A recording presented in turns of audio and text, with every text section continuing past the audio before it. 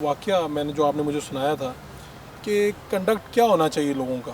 कुछ लोग गए चर्च पर हमला करने के लिए और वहाँ पर आगे से मुसलमानों ने क्या किया, किस तरह से उस चर्च की हिफाजत की, वो वाकया आप सुना दें। फिर मैं आपसे पूछूंगा कि कैसे रोकें इन वाकयात। देखिए फ़रूक भाई, सबसे पहले मैं बात करता हूँ कि देखिए, आप अगर थोड़ा सा पिछले 4 सालों में जाएँ ना, तो बहुत सारे केसेस में हमारे बिशप साहब बैठे हैं, अब्दुल कबीर आज़ाद साहब बैठे हैं, और इनकी हमारी एक इंटरफेथ के जो लोग हैं, इन्होंने केस होने से पहले ही दबा दिया।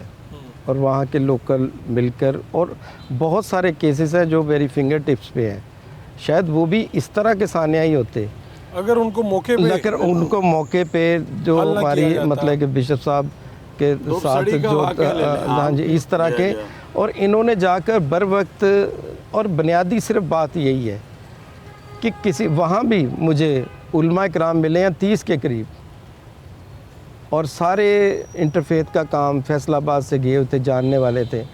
उन्होंने मुझे कहा जी कि हमने बड़ी कोशिश की है। मैंने कहा जी कोशिश आपने अगर की है तो फिर 25 चर्च कैसे जल गए। लेकिन मैं आपको एक बात बता दूं, जब मॉब अपने दूसरे लफ्ज़ों में एक चार्ज होता है ना, तो फिर वो ना किसी मौलवी की सुनता है और ना वो किसी पॉलिटिकल बंदे की सुनता है, फिर वो अपनी करता है। और इस मॉब में आप देखें कि जितनी क्लास है वो 15 साल से 20 साल के बच्चों, बिल्कुल जज्बात उभारे गए और कहा गया कि चलो इस तरफ चलो। और इसमें देखिए मैं पॉजिटिव बात बताऊं, फिर देखिए चर्चिज़ को नहीं जलाया गया। नासरत एक गांव है 126, ठीक है, उसमें नासरत कॉलोनी है।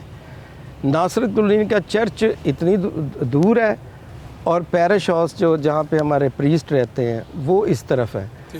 उन्होंने ना बल्कि चर्च को पैरिश हाउस को भी आके उसी तरह जला दिया।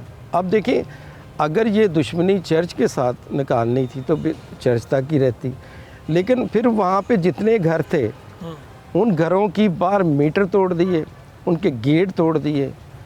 और ये फिर एक साथ गांव है पठानकोट। वो ये वाकया लोगों को सुनाना इसलिए ज़रूरी है कि तो जब इस तरह का वाकया हो क्या करना चाहिए। जब ये बलवाई वहाँ पे चर्च को आग लगाने गए, तो वहाँ के मुस्लिम दोस्तों ने बंदूकें निकाल ली। उन्होंने कहा कि इस चर्च को आग जो है ना जी, वो हमसे गुजर के कोई लगाएगा। तो वहाँ से हिफाजत की। हाँ जी, तो वहाँ से ये फिर ये भागे हैं। फिर इवन देन जहाँ क्रिश्चियन टाउन है, जहाँ से मेन जो वाकया हुआ है, वहाँ पे एक मौलवी साहब हैं, इमरान नामी, ठीक है, हाफ़िज़ कुरान है। तो उन्होंने बड़ी सपोर्ट की है, वो लोगों को बचाते रहे हैं, ठीक है। और कल मुझे उसने फ़ोन किया है कि मुझे उन्होंने धमकी लगाई है कि तेरे बेटे का नाम भी दे देंगे FIR में।